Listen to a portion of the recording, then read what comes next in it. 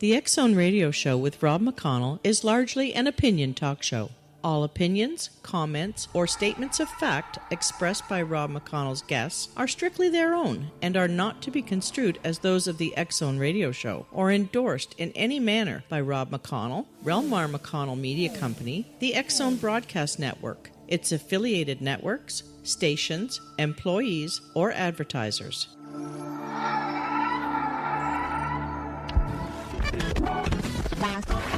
All Hit Radio.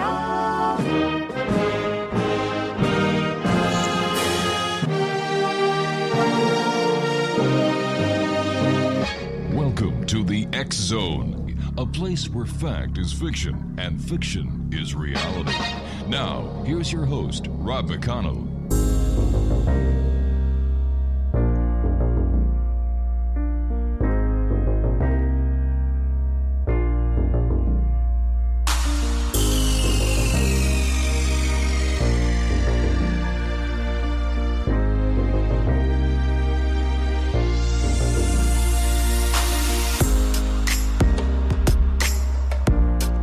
And good evening, one and all, and welcome back to the X Zone. I trust everyone had a super weekend. And as you know, the X Zone is a place where people dare to believe and dare to be heard. It's a place where fact is fiction and fiction is reality. And the X Zone comes to you Monday through Friday from 10 p.m. Eastern until 2 a.m. Eastern, right here on the X Zone Broadcast Network, Talkstar Radio Network, Mutual Broadcast Network, iHeartRadio, Simul Radio, and Simul TV. If you would like to check out the programming we have available for you, 7/24/365 on the X Zone Broadcast Network, visit www.xzbn.net. My guest this hour, X Zone Nation, is James Abbott. And following a short scholarship to Trinity College in Hartford, Connecticut, James completed a bachelor's degree in politics and economics at the University of York, England, and later researched a master thesis in the University of Cambridge on global trade in the aerospace industry. His career has encompassed time in the aerospace sector, marketing, university teaching, and commercial research. He's written and contributed to around a dozen academic books on political theory, business, several editions on applied economics, and countless lengthy reports, including a good few on the aerospace industry. His greatest professional love is research, having the view that there aren't that many jobs in which one gets paid for having fun. Well, if you want to exclude my job. But that's what research is like for him.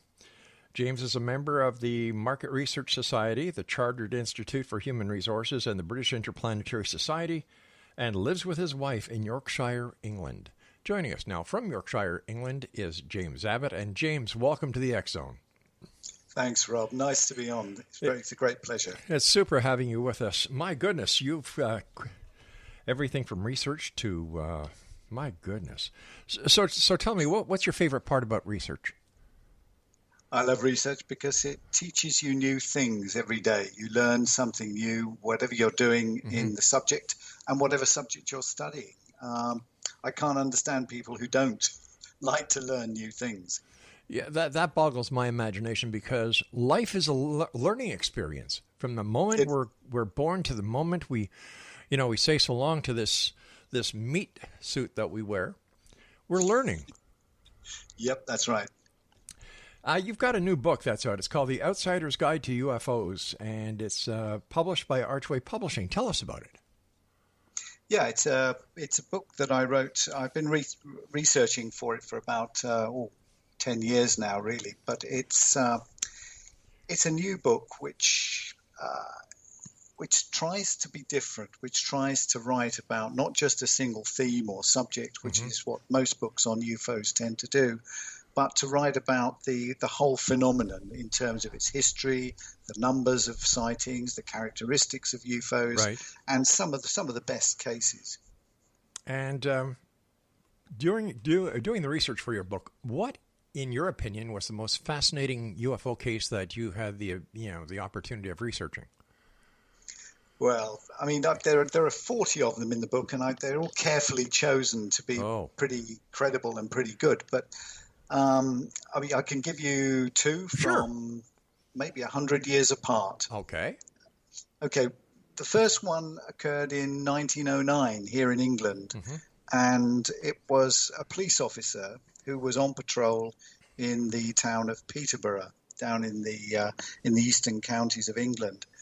It was nighttime, it was dark, and he was amazed to see something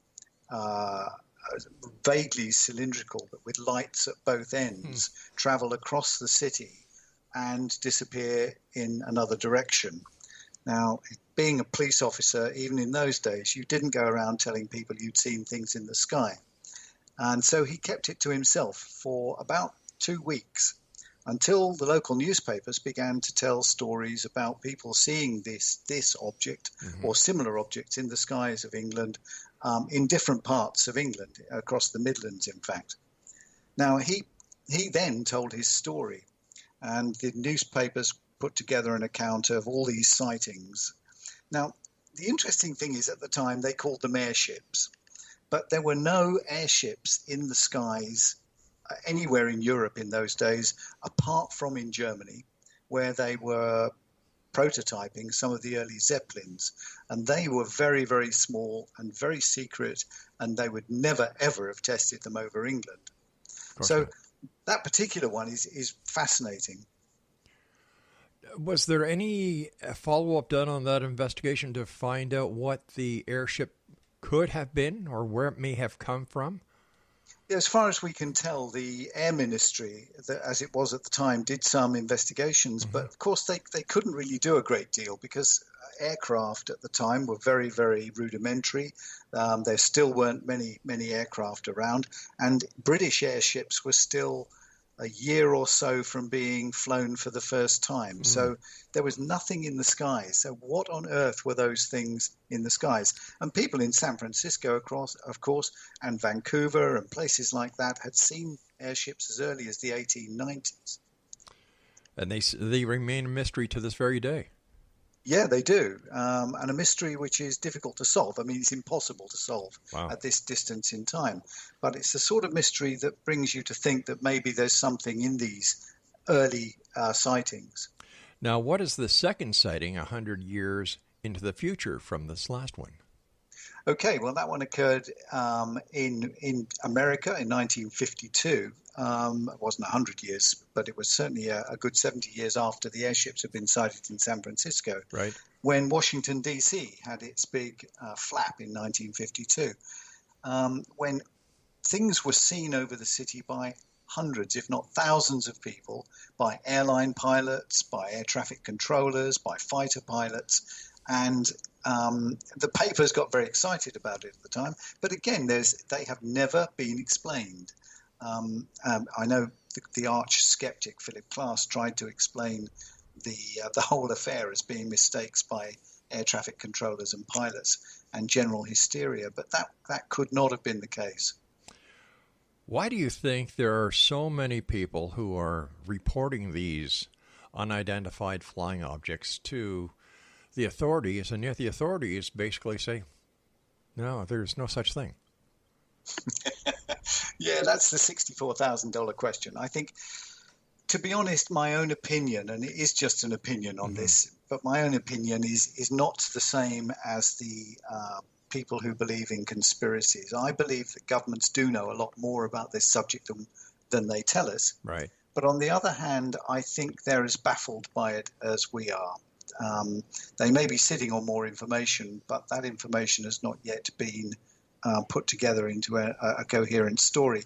And I doubt very much that it will be in our lifetimes. I think this is a long haul. Well, let me ask you something as an eminent aerospace researcher. In your opinion, and your opinion only, sir, do you believe that these visitors, whoever they are, wherever they come from, pose a threat to humanity? I would argue exactly the same as the governments that have studied them argue, and that is that they do not pose a threat. Yeah. And that's simply on the basis of evidence. Yeah. Now, these things could be natural phenomenon, or they could be visitors from outer space. Who knows? We simply do not know. But one thing we do know is that virtually no one has ever been harmed by them, and the stories of harm tend to come from one side of the story completely, which is the abductions and experiencing side. I have mixed opinions when it comes to the abduction scenario. Because I've had the opportunity of speaking to people who claim to have been abducted, but the lack of evidence, the lack of proof that the abduction has actually taken place is only corroborated by hypnosis, and I give no credence to hypnosis whatsoever. No, I agree with you entirely, Rob. I think that's a fact that people are beginning to understand. Now, these people may be extremely genuine and may understand and may be seeing things that we simply don't understand, right, and may have experienced things that we don't understand. But as you say, we have no proof. It's a bit like people seeing ghosts. My own father saw a ghost and I believe him, but why he saw one, I don't know. And whether ghosts exist, I don't know. And because there is no proof and we aren't anywhere near a scientific explanation for what they might be, right, I think the same thing applies to abductions. You know, people forget, in my opinion, as a former police investigator, that there are many sides to a story. There's his side, her side, and the truth. You and I will be back on the other side of the short break as we continue here in the X Zone with our special guest this hour, James Abbott, and he's the author of The Outsider's Guide to UFOs. I'm Rob McConnell, and we're coming to you from around the world, there you go, from our broadcast center in Hamilton, Ontario, Canada. See what happens when I get a weekend off? It's amazing. You kind of forget things. I'll be back. Don't go away.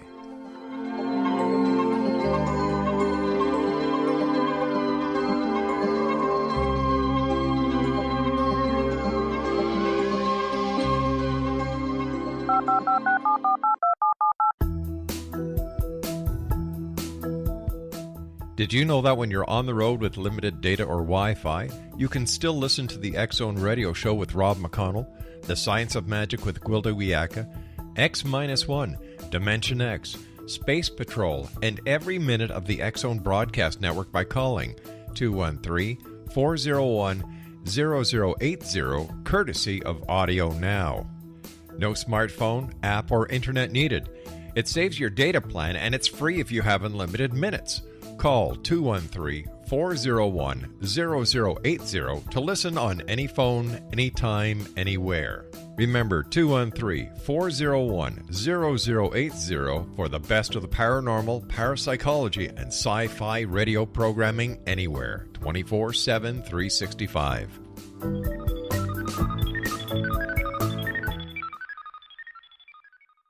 You have heard of the X Zone? Now watch it on Simul TV. Plus 500 video games, live TV channels, free video on demand, worldwide, and more. Does this sound like tomorrow's television? Well, it is, but you can have it today, right now. It is Simul TV. Simul TV offers what the others only wish they could provide. 15 exclusive channels like X Zone, sci-fi, and horror. We are worldwide. No other provider offers that.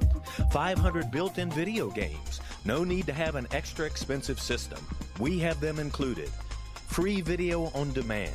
Live streaming events from around the world. Interactive online network and much more. Tomorrow's TV today. Simul TV. Sound too good to be true? Well, it's not. You can have Simul TV today. Sign up at simultv.com. Do it today.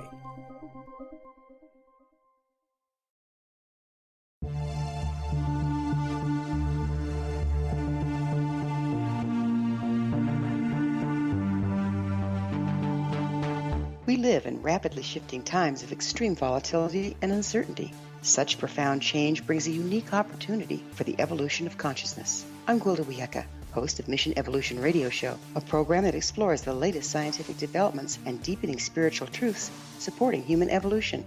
Join me on XZBN.net, where I interview leading experts in science, physics, medicine, spirituality, and more. By applying divergent viewpoints to leading-edge topics, we uncover expansive and evolutionary truth to assist you on your path to enlightenment. More information and past episodes are available at missionevolution.org.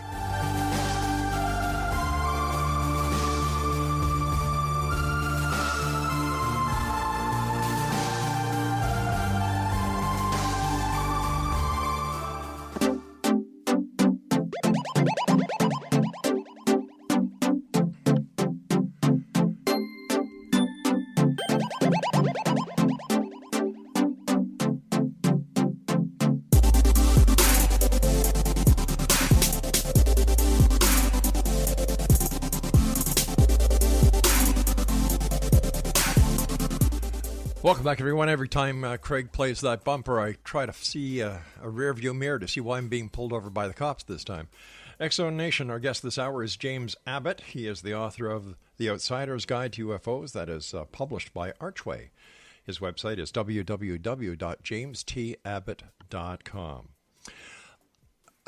England, I believe, also has a history with UFOs, unidentified flying objects, whatever they may be, going back to World War II, and they were called Foo Fighters. What can you tell us about this? Oh, Foo Fighters were an incredibly fascinating story from the Second World War, which was the lighter side of the stories that came out of a really terrible conflict. But they were objects and lights which were seen by aircrew, and they were seen by aircrew on all sides. At the time, it was the British and Americans that thought that they were German and Japanese secret weapons, right, and the Germans and Japanese thought they were American and British secret weapons. But they flew alongside bomber formations. They flew in between the bomber formations. There's a very good story of an RAF raid on Essen in 1943, when a flight sergeant who was captain of an RAF Halifax bomber saw a very large tubular object flying alongside him. And his crew saw, most of his crew anyway, the bomb aimer didn't see it, but most of the crew saw exactly the same object. So, again, you see, as far as we know, not a single military aircraft was ever damaged by Foo Fighters, as they were called. The term was an American one that was made up by American aircrew who got frustrated by being disbelieved by their intelligence officers when they got back. And they were the ones that first called them Foo Fighters. But there are photographs on record, and there are lots of individual witness statements to virtually every air force in the world. If you did just the four top ones, the Japanese, the British, the Americans, the Germans. I've always believed that military intelligence is the most popular oxymoron in history. Yeah, I'd agree with that. Is it possible that the Foo Fighters were actually electrical static discharges caused by the airframe of the aircraft itself?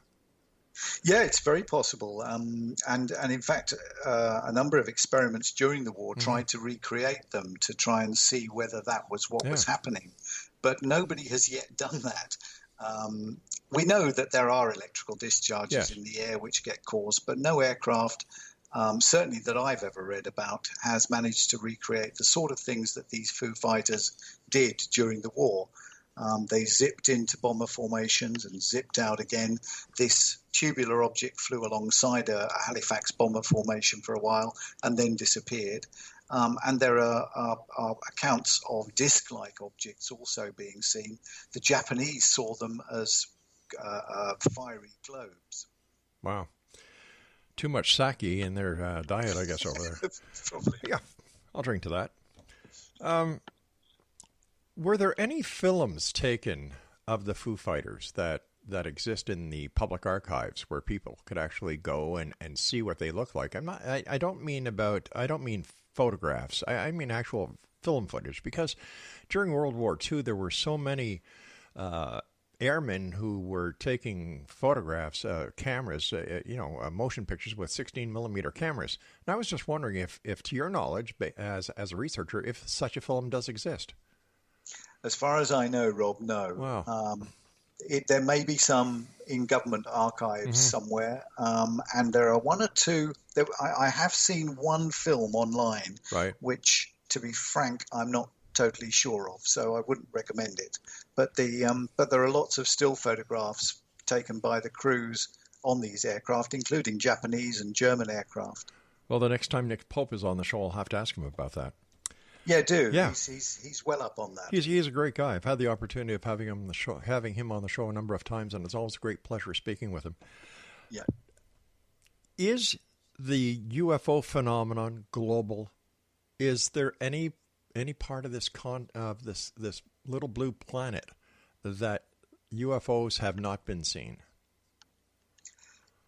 I can't answer that question, Rob, because I don't know. What I do know is that there is a lot of the planet where they have been seen. I mean, there may be parts of, darkest Africa or the Indonesian islands where they haven't. But we have reports. We know there are reports from China, from Russia, India, Australia, New Zealand, Canada, you name it. There are, and of course, virtually all of the countries in South America have records of this, and some of the governments, like the Chilean government, have set up special departments to look into it. It's funny, here in Canada, the UFO desk of the military and Royal Canadian Mounted Police has been disbanded, and all UFO reports are now being channeled to Chris Rutowski at a university up here in Canada.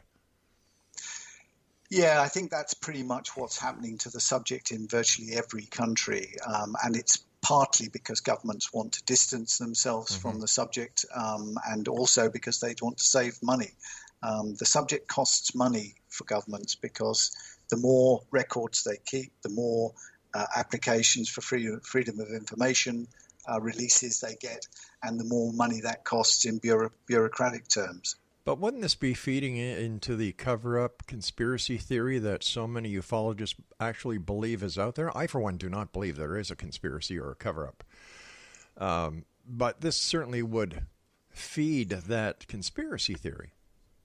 Yeah, I think governments have a difficult job here. I mean, they started after the war acquiring information on a phenomenon that they, at that time, they were really worried about, and they thought that they needed to know about, partly because they thought it was somebody else that was doing it. The British and Americans thought it was the Russians or the Soviets at the time, and the Russians and most of the countries of Europe thought it was either the Russians or the Americans playing silly devils. But the whole thing about this subject is that it has developed and matured over 70 years, so that now we actually have governments releasing quite interesting information without comment. I mean, the Department of Defense in the US released that video, or the videos of US Navy pilots seeing objects over the Pacific and the Atlantic, and those were extremely credible sightings. I've wondered about those because it doesn't make sense that all of a sudden the U.S. military is releasing this type of information after so many years of saying, no, they don't exist. Yeah, I think that's the big question that everybody's answering. And to be honest, Robert, it falls into the lap of those who believe that the governments actually don't know what's going on, and that they are really using little dribbles of information like that to see if anybody else can get to the bottom of it. This is potentially a huge subject, whatever these things are, whether they are meteorological phenomenon or physical phenomenon in the atmosphere, we don't know. But the point is, it is such a huge area of study that something has to be done about it. And I don't think, because it's global, I don't think any single government is ever going to get to the bottom of it. I often ask ufologists, in today's technology, people are hacking into computer banks, whether it's the Americans hacking into others or others hacking into the Americans or the Canadians or the Australians, whoever. Yep. Why hasn't someone hacked into a database in the United States? And if there is information about UFOs, just dropped it out on the internet. Exposed it. That would be, in my opinion, the automatic fall of the U.S. government, because people would realize that the government had lied to them over all these years, and yet no one's done that. I know. I think what people have got to understand, I think, is that yes, governments have lied to them, because governments always lie. They are, that's the way they govern. Sometimes there are bits of information that you cannot tell people. Yes. And that's for two reasons, or it's potentially two reasons.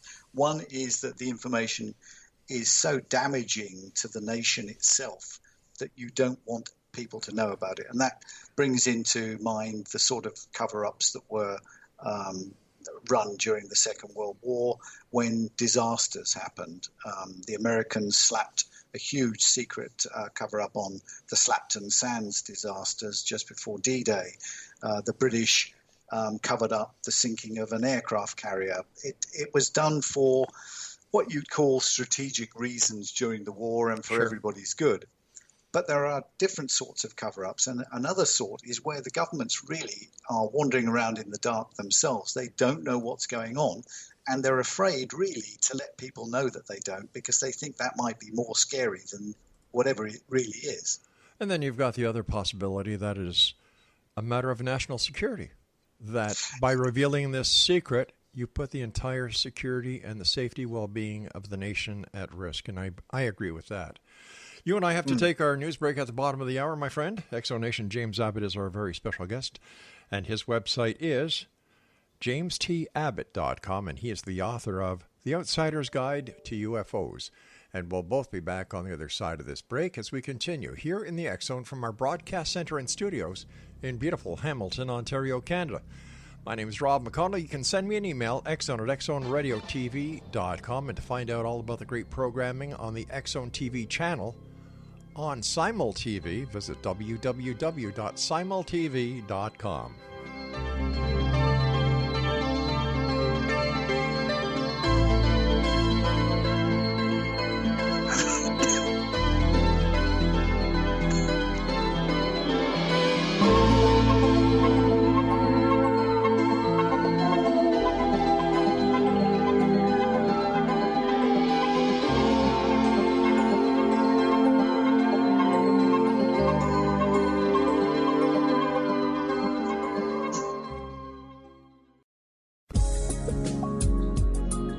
Broadcast studios in Hamilton, Ontario, Canada, to the world and beyond. You're watching the X Zone Broadcast Network, www.xzbn.net. AVS Media Den. You have heard of the X Zone? Now watch it on Simul TV, plus 500 video games, live TV channels, free video on demand, worldwide, and more. Does this sound like tomorrow's television?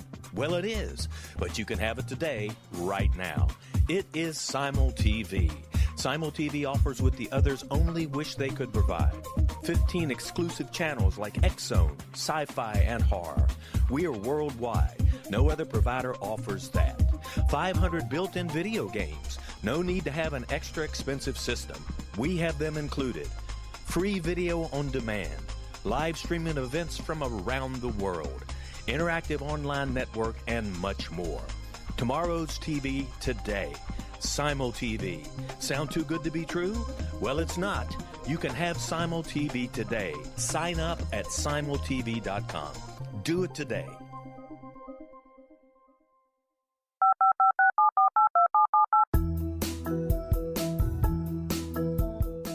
Did you know that when you're on the road with limited data or Wi-Fi, you can still listen to the X Zone Radio Show with Rob McConnell, The Science of Magic with Gwilda Wiyaka, X-1, Dimension X, Space Patrol, and every minute of the X Zone Broadcast Network by calling 213-401-0080, courtesy of Audio Now. No smartphone, app, or internet needed.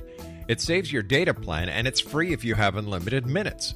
Call 213-401-0080 to listen on any phone, anytime, anywhere. Remember, 213-401-0080 for the best of the paranormal, parapsychology, and sci-fi radio programming anywhere, 24/7, 365.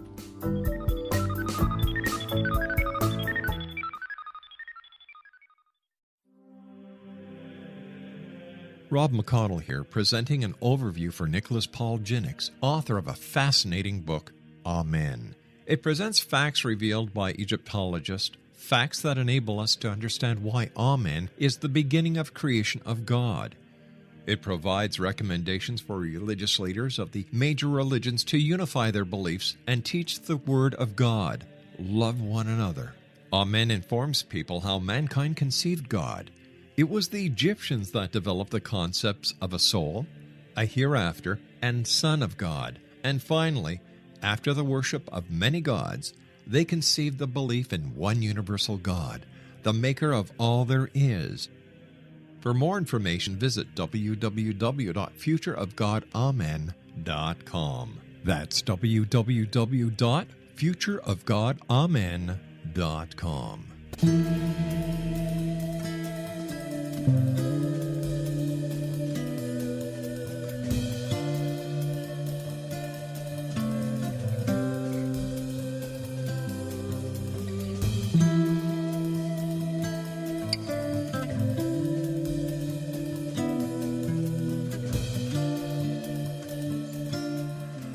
Welcome back, everyone. I've received a few emails over the last couple of weeks asking why are bumpers about 25 seconds long when they used to be about 5 to 10 seconds. Well, it's very simple because not only does this show go on the radio, but this is also part of the X-Zone TV channel on Simul TV. So when we have a guest on, like we have James, when you're looking at the screen, James's photograph and, images that relate to the topic are on my left-hand side. And when we come back from the commercial breaks and the news, we just put up little promos of, who the guest is, what we're talking about, and so on, so that you, the listener, or you, the reader, you, the viewer, know where we are. Did that make sense? You're all nodding your heads. Okay, there you go. James Abbott, once again, is our guest. He's the author of The Outsider's Guide to UFOs, published by Archway Publishing. And why do you think, James, that the majority of all UFO reports on this beautiful planet of ours emanate from the United States? I think that's fairly simple. It's because the Americans are a very open society. They may not believe it at the moment, but they are. And they always have been. They always have loved freedom of information, perhaps more than any other nation on the planet. And I think, to be honest, the freedom of the press in Britain was one of our pride and joys. But the governments of European countries are much more careful about the information they release and the sorts of things that get into the press.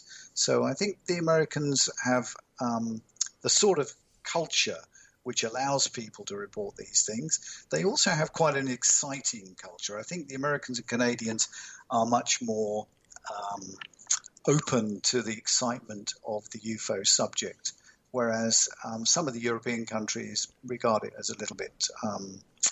out there? Sorry? A little bit out there? Yeah, a bit out there, Yeah. a bit very unusual. And of course, they tend to be more religious, and therefore to have religious objections to the subject. So, yeah, the Americans are more open. Not to mention that there is a larger amount of alcohol being consumed, and the Americans are very sensationalistic. Yeah, that could be, but I think the Brits are pretty good at consuming alcohol as well. Only Guinness in the pubs. What is your opinion of the Roswell incident going back to 1947? Oh, that's fascinating, isn't it? I mean, that incident started the whole thing off, and you could talk about it for the entire hour because there are aspects to it which really puzzle people. But my big thing about Roswell is really that first thing that was let out by Colonel Blanchard when he announced to the press through Walter Haut, his press agent, his press officer, that a disc had been recovered. And the press release actually starts with a phrase which goes something like, to settle all the hysteria that's been going around over the last few weeks, we have actually recovered a disc. And that press release was incendiary. It was explosive. The newspaper printed the article with the headline about Roswell RAAF finding a UFO, a saucer, and that set the whole thing off. Now that alone raises my suspicions. Why would a colonel who's on the career ladder for general and eventually became a full general, why would that chap release that sort of press release when that news was something that only the President of the United States should be able to release if it happened in the United States, or the Prime Minister of Britain or the Prime Minister of Canada? That was not something that a lowly colonel should be releasing, but he did. Now, the question for me is why? You can set aside Jesse Marcel and all the other characters in the story for the time being, but the real mystery for me is why that press release was released. Because if the United States was trying to cover up a flying saucer, a secret thing that they had found and that they hoped to learn masses and masses of new technology from, they certainly wouldn't have put a press release out about it.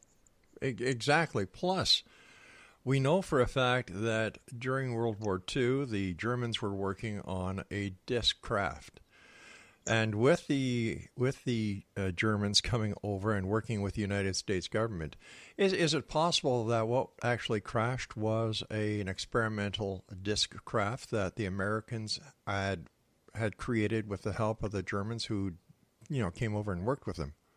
Yeah, it's entirely possible that something that they tried didn't work and it crashed. And of course, there are other theories about the extraterrestrial side of Roswell, which Nick Redfern has recently published in one of his books, which is that it was a secret experiment gone wrong. Now, to me, although I'm not totally convinced by Nick Redfern's arguments, I do think that he's on the right track, because I don't think Roswell was everything that we currently know about it. Something was going on there.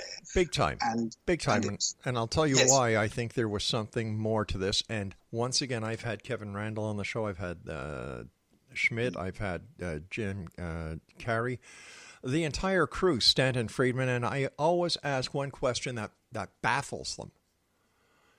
If Jesse Marcel, the base intelligence officer, goes to Brazel's farm, collects evidence, and as soon as he gets there, whatever he takes, puts into his vehicle, once he touches, it's evidence. What does he do? Instead of maintaining the chain of evidence and bringing the debris back to the base, he goes home, wakes up his wife and kid, and lets them play with it. As soon as that happened, in my opinion, the Roswell case has nothing to do with UFOs, little gray men, or whatever. Yeah, I agree with you entirely. I think Roswell is a huge story, but the story is not about a UFO that was recovered. It's about why those press releases were put out, why the U.S. Secret Service went around intimidating people, and Don Schmidt has told us about all of that. Yeah. There was a cover-up going on, but what it was covering up is something entirely different, I think. Could it be Project Mogul? Would the American military want the public to know that they had actually developed these high-altitude balloons that could eavesdrop into the USSR? Yeah, that's another theory, that if it was a Mogul balloon that crashed, then they wouldn't want anybody to know about that. So you put out a story that this thing was a flying saucer from outer space with little green men in it, and you spread around little rumors that there may have been bodies, and Blanchard actually takes Walter Haut to see one, but conveniently from a distance from the door of the hangar, and he fools his own friends so completely that Walter Haut gives an affidavit just before he died to say that what he'd seen was the truth. But once again, Haut's affidavit before he dies, what credibility does that have? Here you've got a man who's about to die. He gives a piece of paper, swears it's the truth, and drops dead. Yeah, I think I would believe that he believed what he'd seen. Right, I agree with you there. Could be misinformation. Oh, sure. We touched briefly on alien abductions. What is your take on that? For example, the Betty and Barney Hill case, Travis Walton, two of the most renowned cases going. Yeah, I have deliberately avoided those subjects because they are so emotionally loaded for the people who are involved. Everything I've read about Betty and Barney Hill and Travis Walton, and indeed all the others, shows me that these people are genuinely traumatized by what happened to them, whether it was a spaceship that abducted them and conducted experiments on them, I don't know. And nobody does. But as you said earlier on, I think the fact that most of the evidence for it has come through hypnosis would, in my view, detract from the validity of the evidence. It's not, in my view, evidence. And this whole subject, really, you can lay all of that stuff to one side because you can concentrate on the physical side of it. Yes. If you can prove that one single sighting or observation of a strange object in the sky was not of this planet, and not of this time or dimension, then we're in a ball game. And unfortunately, there's nobody on base, and the hitters, they're down to your last hitter who has 3 balls and 2 strikes. Sounds like a team in Toronto, doesn't it? I'm not going to go there, Craig. I'm not going to go there. I'm not even going to mention the Blue Jays. Oh, I did. We've got to take our final break. Please stand by. James, Exonation, our guest this hour is James Abbott. He is the author of The Outsider's Guide to UFOs, and James's book is published by Archway Publishing. Once again, his website is www.jamestabbott.com. Not James T. Kirk, James T. Abbott. There you go, .com. We'll be back on the other side of this break as we continue here in the X Zone from our broadcast center and studios in Hamilton, Ontario, Canada. And don't forget, Exonation, you can read or download the current edition of the X Chronicles newspaper that we've been publishing since 1990 every month at www.xchroniclesnewspaper.com. I'm Rob McConnell. We'll be back. Don't go away.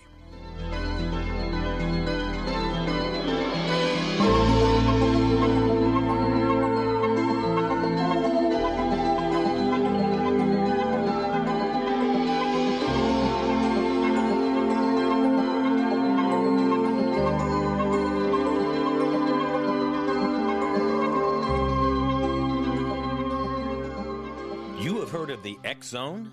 Now watch it on Simul TV, plus 500 video games, live TV channels, free video on demand, worldwide, and more. Does this sound like tomorrow's television? Well, it is, but you can have it today, right now. It is Simul TV. Simul TV offers what the others only wish they could provide. 15 exclusive channels like X Zone, sci-fi, and horror. We are worldwide. No other provider offers that. 500 built-in video games. No need to have an extra expensive system. We have them included. Free video on demand. Live streaming events from around the world. Interactive online network, and much more. Tomorrow's TV today. Simul TV. Sound too good to be true? Well, it's not. You can have Simul TV today. Sign up at simultv.com. Do it today. The new nonfiction book, Razor of Madness, is similar to cult movies like Clockwork Orange, Dragon's Tattoo, or The Other Side of Hell. Wayne Morin Jr. and Thomas Lee Howell expose widespread and systematic deficiencies in this thought-provoking tell-all novel. Mind control rages among scholars in law schools. Human rights are ignored while thought reform and mental manipulation are accepted practices used as behavior modification. Dr. Louis Jolyon West comes to mind. Media and public scrutiny shows that United States mental hospitals are in fact destructive murder industries. Razor of Madness expose novel details this epidemic through an in-depth professional and personal investigation. For decades, there has been a revolving door policy that still releases killers and pedophiles back into society. The maestro of mind control continues to haunt America to this very day. Razor of Madness is available in paperback or as a downloadable ebook at Amazon.com.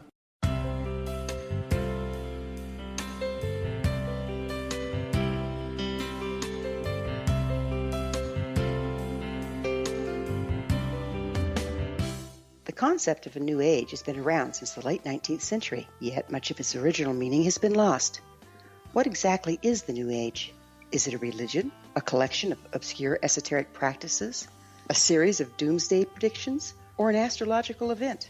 The New Age Chronicles is a unique, complementary publication bringing reason and grounded information to separate fact from fiction.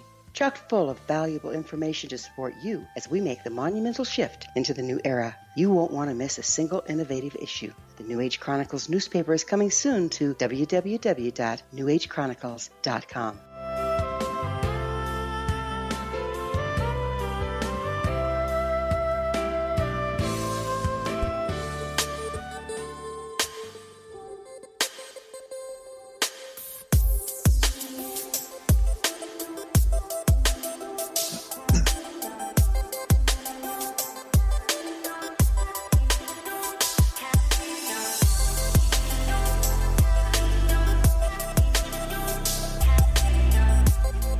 Exonation, our guest this hour is James T. Abbott, and he's the author of The Outsider's Guide to UFO. It's also published by Archway Publishing.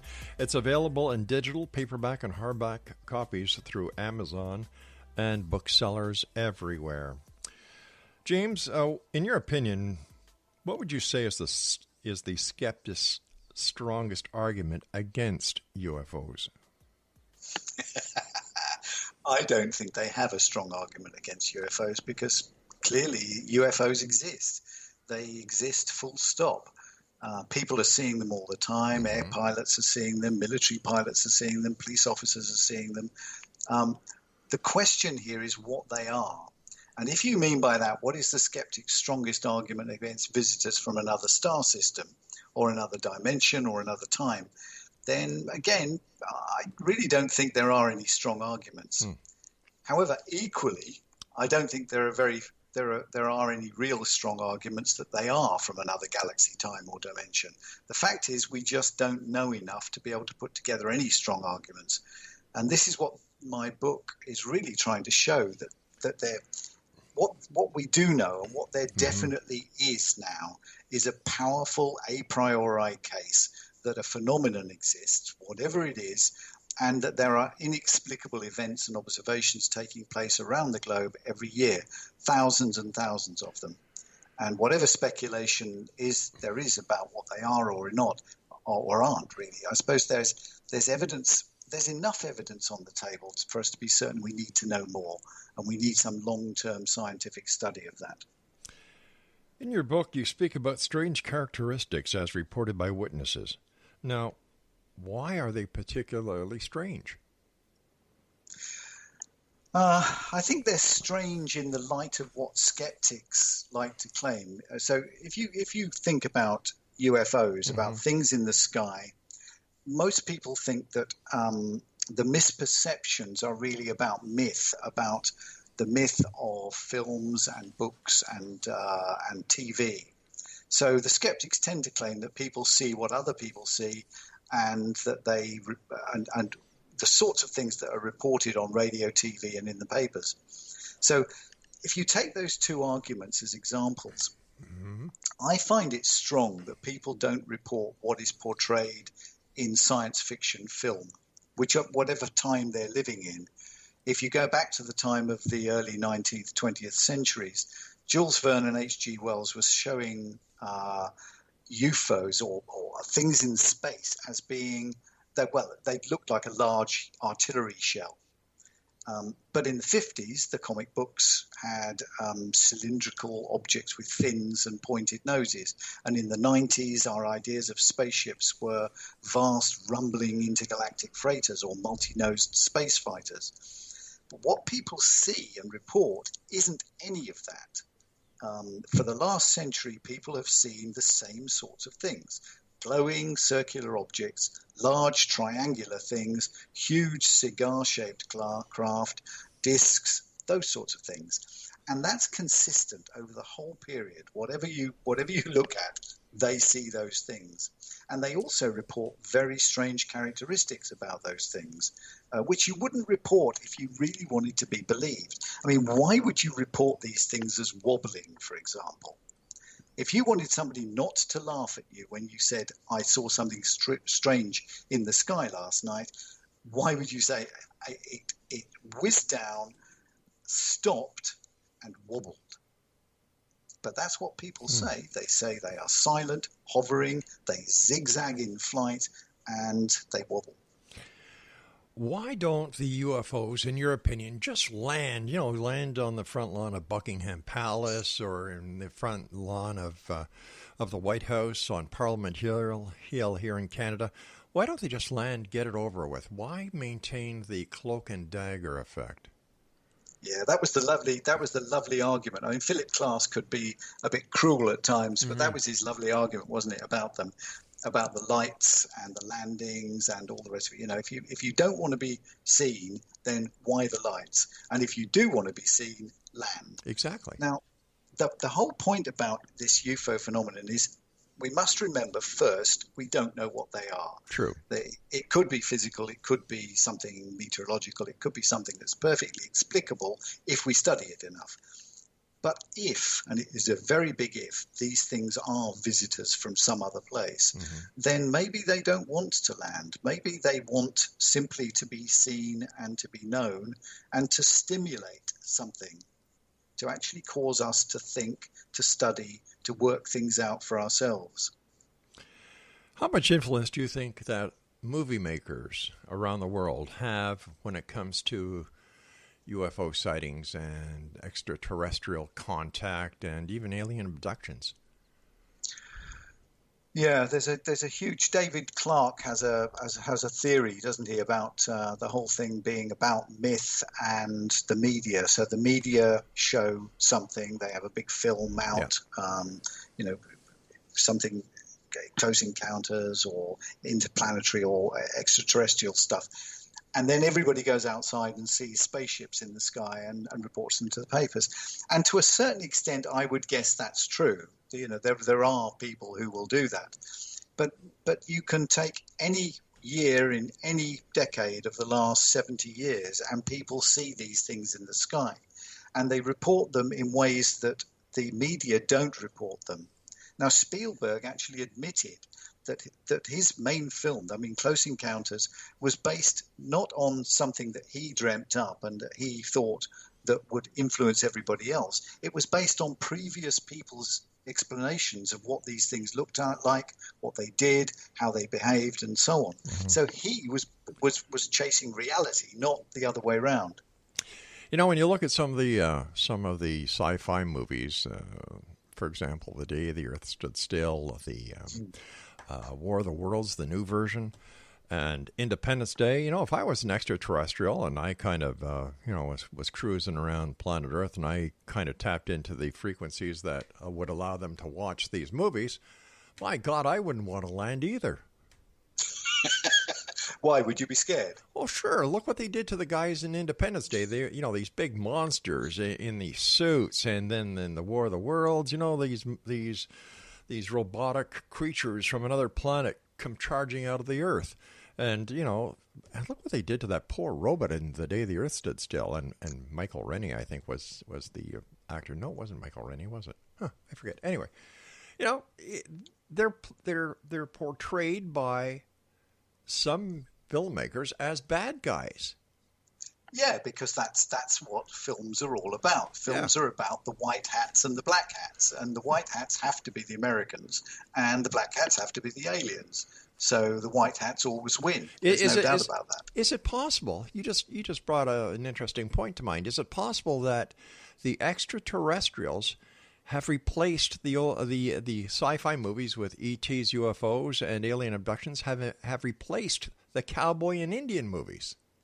Yeah, I think so. Yeah. I think to a large extent that's exactly what's happening. Independence Day is the archetypal cowboy story. It is. So the bad Indians come and try to get back their land and sort the white people out, but the white people with their white hats are really strong and defeat them. My God, there's even racism in the movies. Yeah, but I think if there are such things as aliens and they are zipping around in these craft, their technology is so huge and so far in advance of ours that nothing we could do. Independence Day just would never happen. Listen, we've got about 2 minutes before you and I have to say so long. What are your final thoughts for the X-Zone Nation listening to you right now around the world? I think the final thoughts are that we need to keep an open mind. And what I would really love to happen, and the reason I wrote the book really was because I want people to understand that this is a serious subject. It may be totally natural phenomenon, or it may be something that we simply have no idea about at the moment. But people, we need to take it seriously and stop laughing at everybody who says they've seen something. They may be right, they may be wrong, but they honestly believe that they've seen them. So what we need with this phenomenon is 100 years old at least, and we definitely know it's 70 years old, and there have been millions upon millions of sightings. And amongst those, even the governments admit that there is a proportion, around 5%, that are inexplicable. Now, a phenomenon of that size needs to be explained, and that's really what I want to happen. I want somebody to take it seriously enough to spend some money long term, not just for the next year or 2 years, but for the next 50 years, and find out what is going on. James, I want to thank you ever so much for joining us. It's been a great pleasure speaking with you. I wish you continued success, and we'll have to have you back on here in the X Zone in the future because I still have questions I wanted to ask you. So thank you so much for sharing your time with us today. That's great, Rob. Thanks very much indeed. It's been a privilege and a pleasure to be here. Take care, my friend. Be well. Cheers. Cheers. Exonation, our guest this hour has been James T. Abbott. He is the author of The Outsider's Guide to UFOs. It's published by Archway Publishing. It's available in digital, paper, and hardback through Amazon and booksellers everywhere. His website is www.jamestabbott.com. I'll be back on the other side of this commercial break with the news at 6.5 minutes past the top of the hour as the X Zone continues with yours truly, Rob McConnell, from our broadcast center and studios in Hamilton, Ontario, Canada. Don't go away.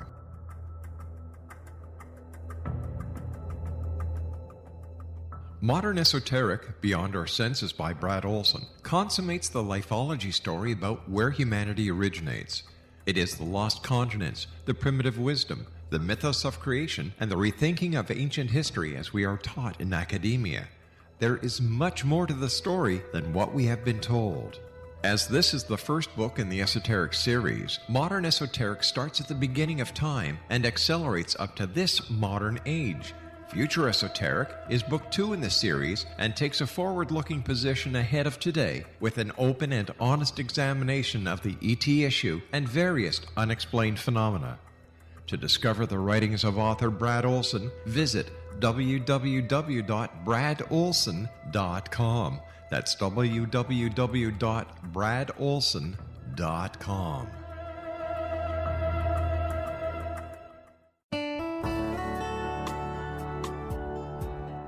Are you or is someone you know struggling with addictions, depression, anxiety, relationships, low self-esteem, lack of confidence, grief, success, and prosperity?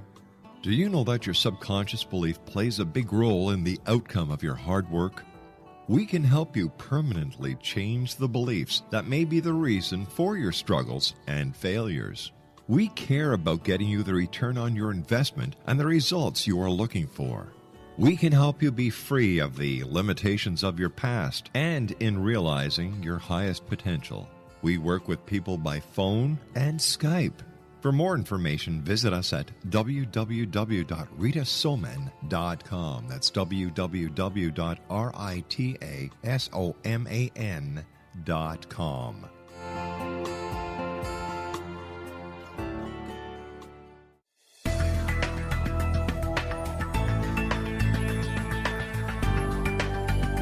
Do you think you have energy problems in your home? Do you feel better when you're away than when you're home? Joey Korn is a global leader in the world of dowsing who specializes in personal energy clearing and space clearing. He can help you create an ideal energy environment in your home no matter where you live in the world. Learn about his remote spiritual house cleaning services and much more at www.dowsers.com. You can get Joey's book, Dowsing, A Path to Enlightenment, as well as other dowsing books and tools, Kabbalah books, and Walter Russell books. Joey's work is really amazing. Go to dowsers.com right now. That's DOWSERS.com or call 1-877-DOWSING. That's 1-877-369-7464.